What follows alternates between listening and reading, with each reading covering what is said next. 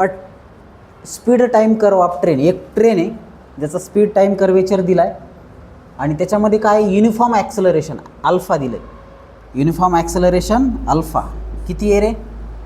5. Alpha किती आहे? Uniform acceleration of 5 km/h/s. हे किती दिलं? अल्फा 5 दिलं. अल्फा 5 दिले. त्याच्यानंतर किती सेकंदासाठी? 30 सेकंदासाठी. किती? 30 सेकंदासाठी. Then free running of 10 minute, हे 10 मिनिटासाठी म्हणजे 600 सेकंद. 10 मिनिटासाठी म्हणजे 600 सेकंद.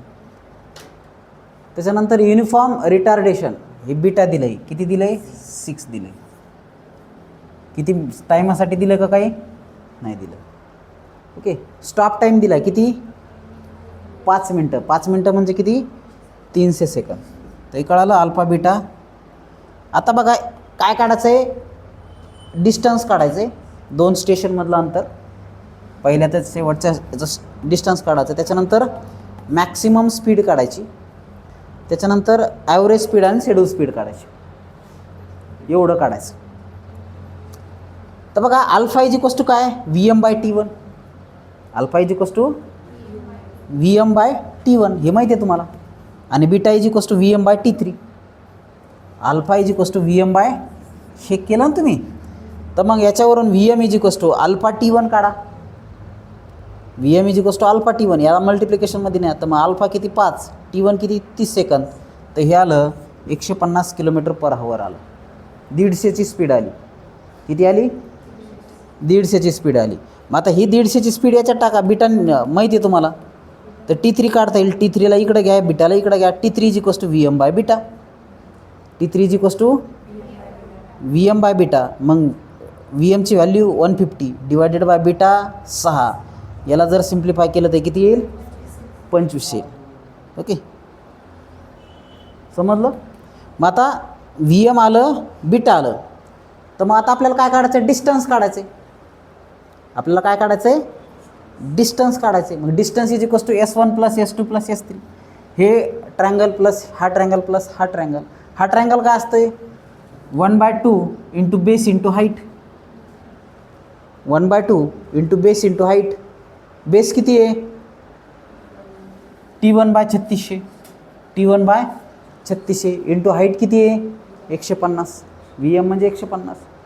Vm आलं आपलं 150 ही व्हॅल्यू. प्लस लांबी गुणिले रुंदी. लांबी किती आहे? T2 divided by 3600. आणि रुंदी किती आहे? 150. 600 divided by 3600 into 150 plus 1/2. Base किती आहे? T3 किती आहे? 25 डिवायडेड बाय 36 इंटू Vm 150. हे कोणाकोणाला समजलं? मग आता याला सिम्प्लिफाय करायचं. हे किती येईल? 0.65. हे किती येईल? 25. हे किती येईल? हे येईल. याला सिम्प्लिफाय केलं तर हे होऊन जाईल. हे आलं मॅक्सिमम स्पीड. आता टोटल टाईम काय असेल? T1 + T2 + T3 काय आलं? 655 सेकंद. हे काय? ॲक्च्युअल टाईम आहे. मग average speed is equals to distance upon actual time.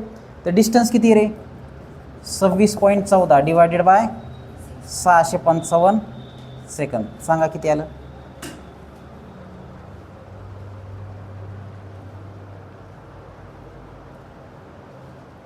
Into 3600 कारण सेकंदमधलं याच्यामध्ये करायचं ना, म्हणजे 143 पॉईंट किती 6702 km/h एवढी आली त्याची ॲक्च्युअल स्पीड. समजलं ना? हे कसं आलं? हे पहा ॲक्च्युअल टाईम डिवायडेड बाय काय करावं लागतं? 3600 घ्यावं लागतं. हे वर गेल्याच्या नंतर मल्टिप्लिकेशनमध्ये जाणार. इथं बी तेच. डिस्टन्स किती रे? 26.14 इंटू किती 3600 डिवायडेड बाय ॲक्च्युअल टाईम किती रे? 655 प्लस स्टॉप टाईम किती रे? 5 मिनटाचा. 5 मिनटं म्हणजे 300 सेकंद. तर हे ह्याला करा सिम्प्लिफाय. 98.53 km/h 98.53 km/h. ही काय आली तुमची शेड्यूल स्पीड आली, ही काय आली ॲव्हरेज स्पीड. 6 मार्काला या टाईपचा प्रश्न परीक्षेमध्ये विचारतात. किती? 6 मार्क. काही अवघड आहे काय? हां, वाटायला खूप लेंदी वाटेल, पण हे खूप सोपं आहे. ते जर डेरिव्हेशन तुम्हाला व्यवस्थित समजलं असेल तर बाकी काहीच नाही आहे, काहीच नाही आहे. ओके, 6 मार्काला. 6 मार्क जातच नाहीत कुठं, डेफिनेट येतो हा 6 मार्क. आणि विशेष म्हणजे याच टाईपचा येतो, पहिल्या टाईपचा येण्याची शक्यता कमी आहे, याच टाईपचा येण्याची शक्यता जास्त आहे. काय दिलेलं असेल? हे 4 दिलेले असेल, त्याच्यावरून तुम्ही अल्फा बीटा हे काढा, त्याच्यावरून तुम्ही डिस्टन्स काढा, त्याच्यावरून टाईम काढा, त्याच्यानंतर ॲक्च्युअल स्पीड आणि शेड्यूल स्पीड, या पद्धतीने येतं लक्षात. याच टाईपचा एक न्यूमरिकल तुम्ही करता.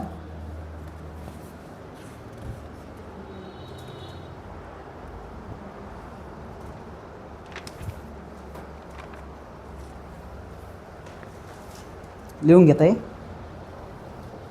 लिहून घ्या.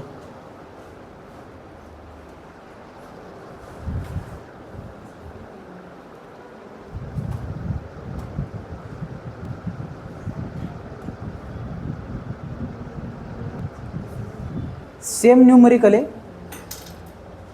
लक्ष द्या. सेम न्यूमरिकल आहे. A train run between 2 station. 2 स्टेशनमधून ट्रेन पळते. अंतर किती आहे? 2 किलोमीटर आहे. ॲव्हरेज स्पीड किती आहे? 40ची स्पीड आहे, 40 किलोमीटर पर आवर. ॲक्सलरेशन दिलं आहे अल्फा. अल्फा किती दिलं आहे? 2 दिलं आहे. आणि बीटा दिलं आहे 3. Acceleration at 2 kilometre per hour per second. Alpha 2 दिलं आहे, बीटा किती दिलं आहे? 3 दिलं आहे. And assume trapezoidal speed time curvature. आता पहिले तर काय म्हणलं त्याने? Draw the speed time curve and mark all. तर हे काढून घ्यायचं पहिलं टाईम. त्याच्यानंतर याला T1 म्हणा, याला T2 म्हणा, याला T3 म्हणा, याला ॲक्सलरेशन म्हणा, याला फ्री रनिंग म्हणा, याला रिटार्डेशन म्हणा. 2 मार्क इथंच पडले, ॲक्सलरेशन, फ्री रनिंग, रिटार्डेशन. आणि इथं काय लिहिणार तुम्ही? स्पीड. 2 मार्क यालाच पडले. आता राहिले याला 2 आणि याला 2. तर VM चा फॉर्म्युला काय आहे? VM is equals to T minus √T² upon minus 14400 KS divided by 2K. याच्यामध्ये किमती टाका, सॉल्व करा. तर टाईम कसं काढणार आहे? T1 + T2 + T3नी टाईम काढायचा आहे. आणि डिस्टन्स कसं काढायचं आहे? Distance travel by train before acceleration, म्हणजे हे डिस्टन्स काढायचं आहे, T3चं डिस्टन्स काढायचं. ओके, तर हे डिस्टन्स कसं काढणार? 1/2 T3 divided by 3600 into VM. एवढं डिस्टन्स काढा. ओके, ज्यावेळेस ब्रेक अप्लाय होतं त्यावेळेसचं डिस्टन्स काढायचं आहे तुम्हाला. कळतं आहे? तर अशा पद्धतीने हा न्यूमरिकल आहे, तुम्ही सॉल्व करून आणायचा उद्या. नाही समजलं किंवा नाही जर जमला तर आपण उद्या घेऊ. येते लक्षात?